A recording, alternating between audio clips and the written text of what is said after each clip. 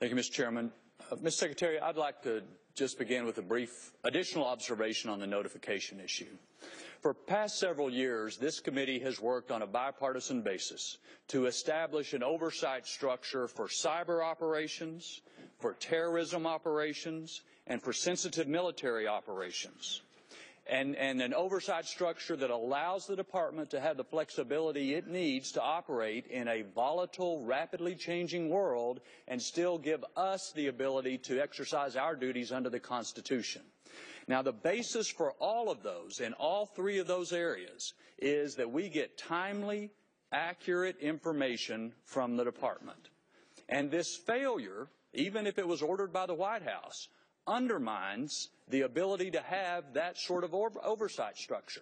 I've been a member of the Intelligence Committee for 10 years. Our work depends on getting accurate, timely information from the intelligence community.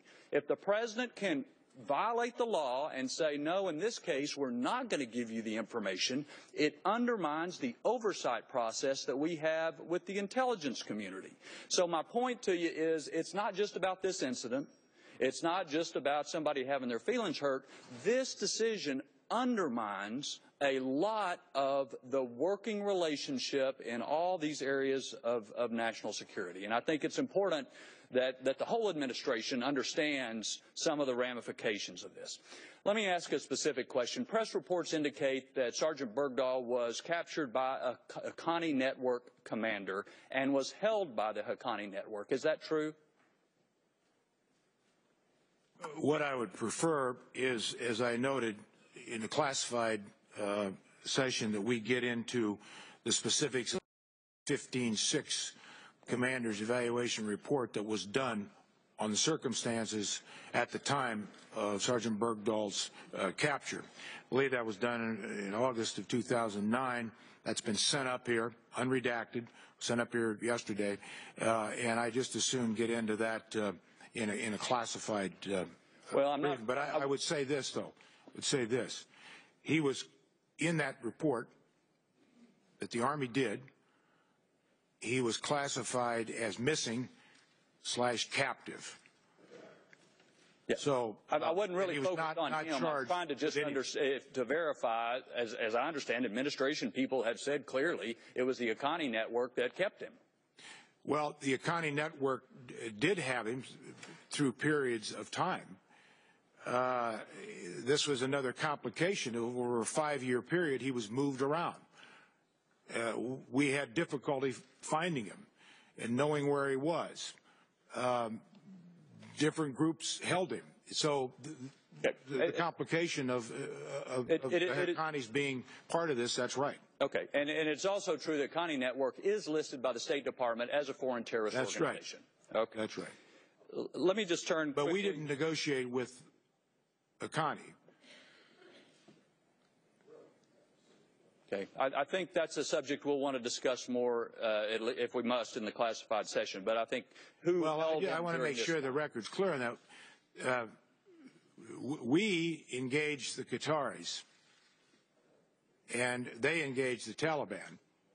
Now, if the Haqqanis were subcontracting to the Taliban or whatever that relationship is, you know, there's the Pakistan Taliban and the Afghan Taliban. There's a difference there. So we get back into definition of who has responsibility for whom. But I just want to make sure that that's clear on the record, and we can go into a lot more detail. Okay. Well, I think that you just pointed out some of the difficulty in making categorical statements that we don't negotiate with terrorists when, at least for some period, the Haqqanis were the ones who had him. Let me just ask about one other thing, and that is the 5 detainees that were released. You said that there is always some risk associated with releasing someone from Guantanamo, but you also said that they have not been implicated in any attacks on the United States. I have some unclassified summary of evidence before the combatant status review tribunals. For example, for Mr. Fazl, it says the detainee engaged in hostilities against the United States or its coalition partners. Maybe there's a difference between us and our partners. For Mr. Wazik, it says the detainee participated in military operations against the coalition. So at least at some point there was evidence that they were involved in hostilities, military operations against the coalition, weren't there? Yes, they were mid to high-ranking members of the Taliban government, of the Taliban. So yes, they were part of planning, but what my point was, we have no direct evidence of any direct involvement in their direct attacks on the United States or any of our troops. They were part of the Taliban. At the time, some were given to us. We picked 2 of them up, captured 2, but yes, they were combatants. So your point was they didn't pull the trigger, but they were senior commanders of the Taliban military who directed operations against the United States and its coalition partners. Would that be a better way to do it? That's right. Okay. Now, as I said in the statement, Congressman, they were combatants.